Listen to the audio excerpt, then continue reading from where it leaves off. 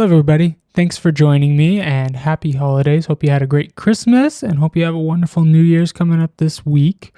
I just wanted to give you a few updates as to what's coming in 2026 from our Community Builders blog from Love Inc. of Clackamas County. So first off, a few changes we're making. We've been praying about it, talking about it as a team, and even looking for your feedback from our audience.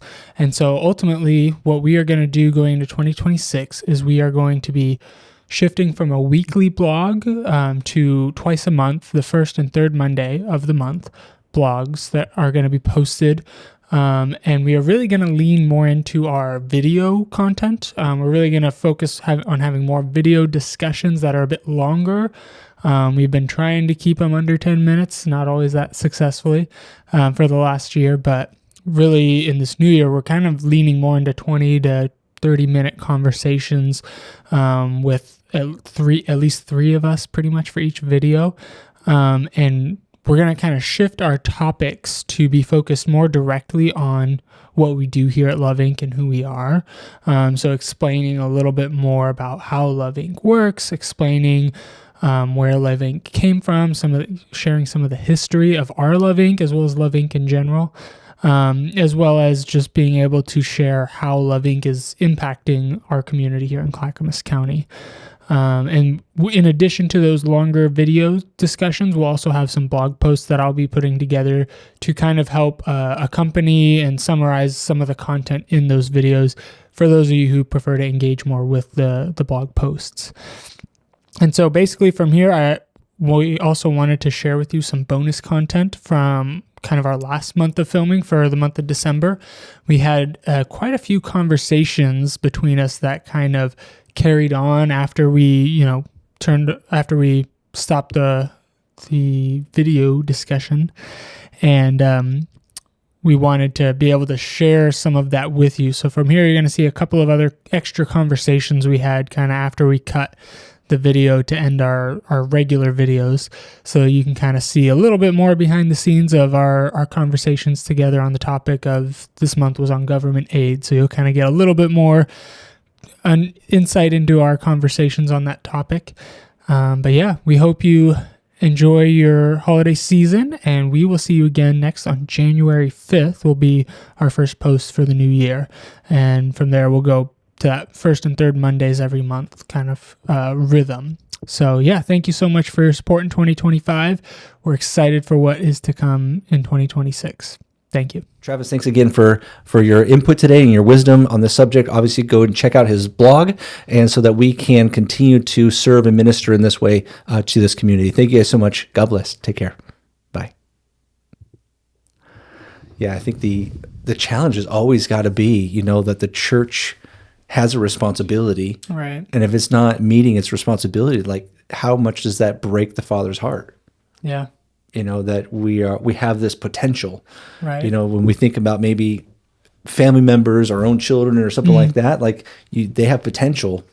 Yeah. And if they're not just your expectations, but if they're not meeting your potential, like what does that mean? Yeah. And how do we get around the challenges that, like you said, it's like it's supposed to be the church's responsibility to take care of all of this. Yeah, and we should be able to appreciate the folks who are doing work that we are also called to do, even if it's not motivated by the love of Christ. Yeah.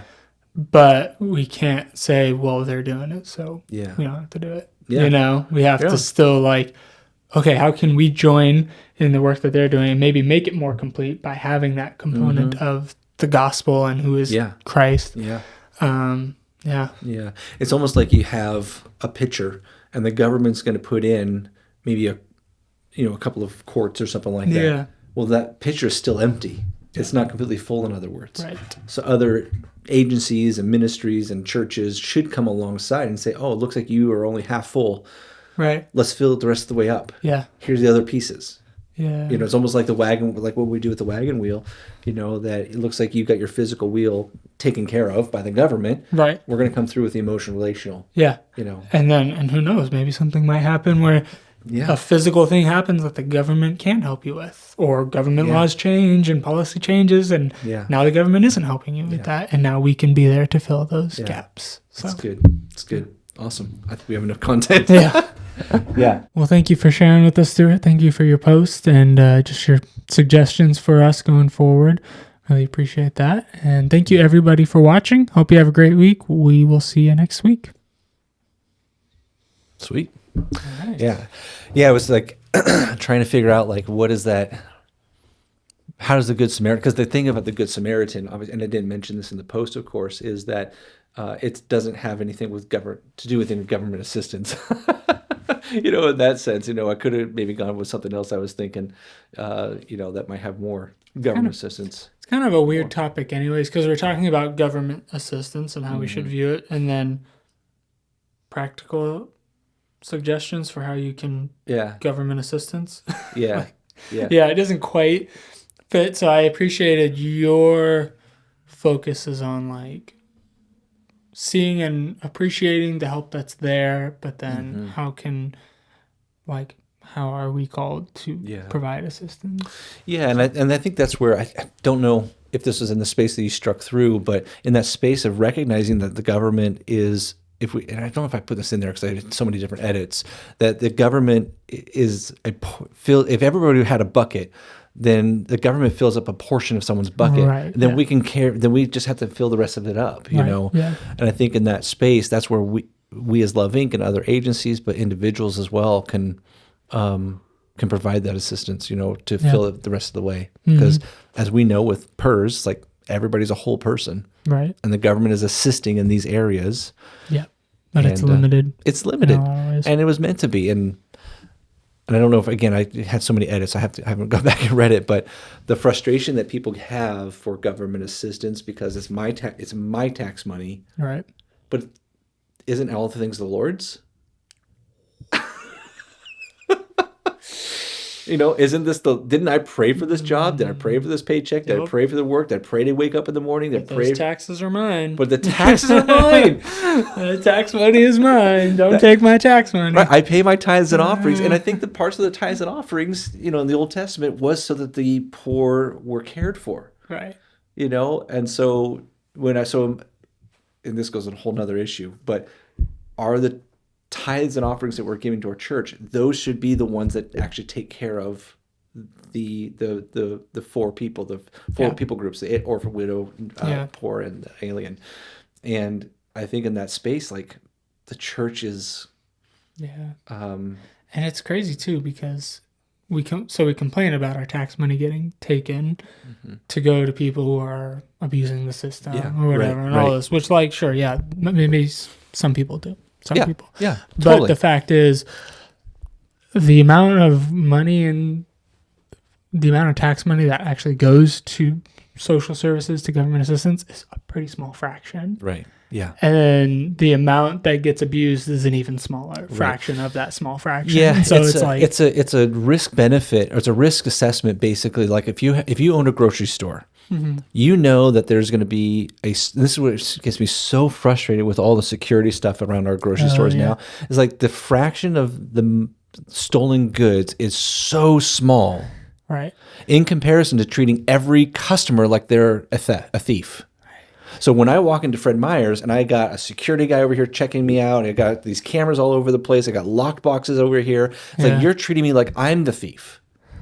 And the reality is that what I'm going to pour into this company by my purchases, and the person who's stealing is like fractions, like you said. It's like it's nothing. Yeah. But you're treating your entire customer base like they're the problem. right, And so in the same way with government assistance, I believe that it is helping millions and millions of people. What is it? $42 million people just on SNAP alone. yeah, Is it 42 million people or $42 million? I think it's 42 million people. people.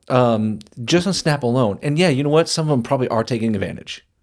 Might be a few. Let's just say Probably a few. let's just say it's even 1%. So what is that? 420,000 people? Is that 1%? Probably. So 420,000 people, they're taking advantage. That's the, what is that? The state of Oregon. And then you have the rest of the nation, the rest of the people.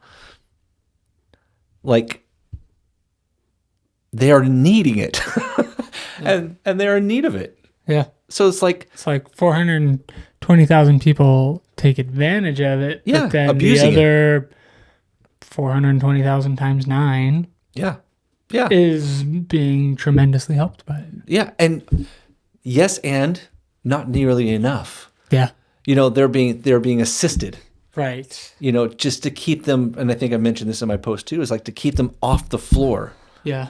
Like it's not, so that, again, it's like, let's use it as a building block Right. and, Yeah. and continue the supplement, but then also show them there's a better way. Right. There's a better way of doing this. So are we still podcasting? We are. I appreciate your insights on this.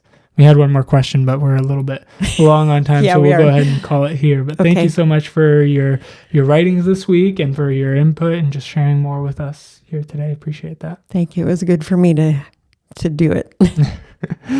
Well, thank you everybody for watching. Have a great week. Okay. That was long. Yeah, I know. You'll Mine have was- lots of cutting and pasting to do. Oh, mine with Stuart went like 14 minutes, but I was like, you know what? What do you do? Well, Yeah. Yeah, all right. If they want to watch it all, they can watch it all. If they don't want to, they don't have to. So It was interesting timing for me reading the so I get to my inbox Yeah. from whatever the Crossway oh yeah. to my inbox, just notification of articles as they come up. And there was this one, the one where the guy has written this book Okay. exploring Timothy Keller's Yeah. teachings on the gospel. And it just was right in this lane. I mean, it was within this 2-week time period or whatever, like a week Yeah. ago or I saw something. that, I and came across that. It had, was like, weird. October 18th, and I was like, dang, that was It just- recent. Like, And it was literally just saw that. That's crazy. I cannot buy another book for a long time. I keep telling myself, but I really want to buy the book because I do respect Timothy Keller's teachings, Yeah. what I've heard. And Yeah. I'm really interested in this book where he's expounding on Keller's teachings about, And Okay. it just really hit home Yeah. to me that, like we used to somehow I picked up a kind of in my youth, a scorn for churches that highlighted kind of the social gospel Yeah. was the phrase, I think. Yeah. Yeah. Probably rightly, there was some critique For sure. because if you leave out, okay, we're going to focus on caring for people's physical needs and we're going to kind of be really light on the gospel side. Right. We don't want to offend people. That was my impression. Yeah. And there probably Yeah, were yeah. churches doing that, but and my family for sure took people in or helped people in different ways. Was attuned to people in need Yeah. and responded. And so I wasn't growing up with not living out like what true religion, like James Yeah. talks about, Yeah, which yeah. that'd be a really good scripture in there too. Yeah. But I don't remember having great conversation. I don't know. I'll have to think about that. Ask my family what they remember about just how you can't have one without the other. I do think my parents lived it out, but I'm just thinking I remember, I don't know.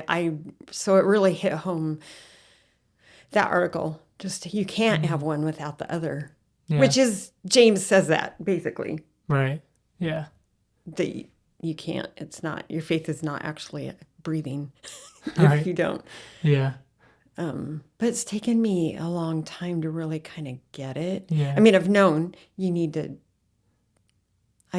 but something feels like it's melding better Yeah. lately with all of our conversations about it.